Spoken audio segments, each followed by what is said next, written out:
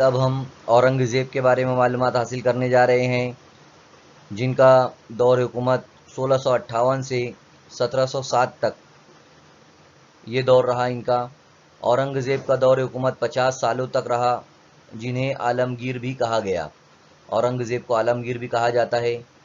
شمال میں کشمیر سے لے کر جنوب میں جنجی تک اور مغرب میں ہندوکش سے لے کر مشرق میں چٹاگونگ تک ان کی حکومت پھیلی ہوئی تھی۔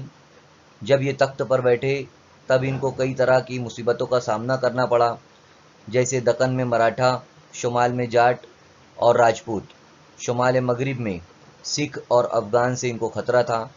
اورنگزیب نے اپنے عہد میں مشرقی جانب کے آسام، جنوبی جانب کے بیجاپور کی عادل شاہی اور گولکنڈہ کی قطب شاہی حکومت کو ختم کیا اور ان علاقوں کو اپنی حکومت میں ضم کر لیا تھا۔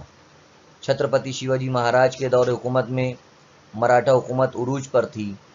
25 سالوں تک مراٹھا اور اورنگزیب کے درمیان لڑائی جاری رہی۔ اورنگزیب کی آہوموں سے لڑائی بھی طویل عرصے تک چلی۔ آہوم یہ شان فرقے کے لوگ تھے جو 13ویں صدی میں دریائے برہم پتر کی وادی میں آباد ہو گئے تھے اور یہاں پر انہوں نے اپنا اقتدار قائم کر لیا تھا۔ جب مغلوں نے ان پر حملہ کیا تو گدادھر سنگھ کی قیادت میں یہ لوگ متحد ہو گئے اور مغلوں کے خلاف جدوجہد کی۔ آہوموں نے مغل فوج کے خلاف گوریلا جنگ کا طریقہ استعمال کیا۔ اس جدوجہد کی وجہ سے مغلوں کی آسام میں اپنا اقتدار یہ مغل قائم نہیں کر سکے اور مشکل ہو گیا۔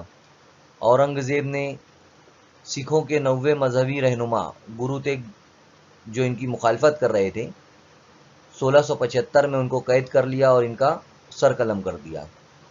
مارواڑ کے راجپوت راجا رانا جسونت سنگھ کے انتقال کے بعد اورنگزیب نے ان کی ریاست کو اپنی حکومت میں ضم کر لیا۔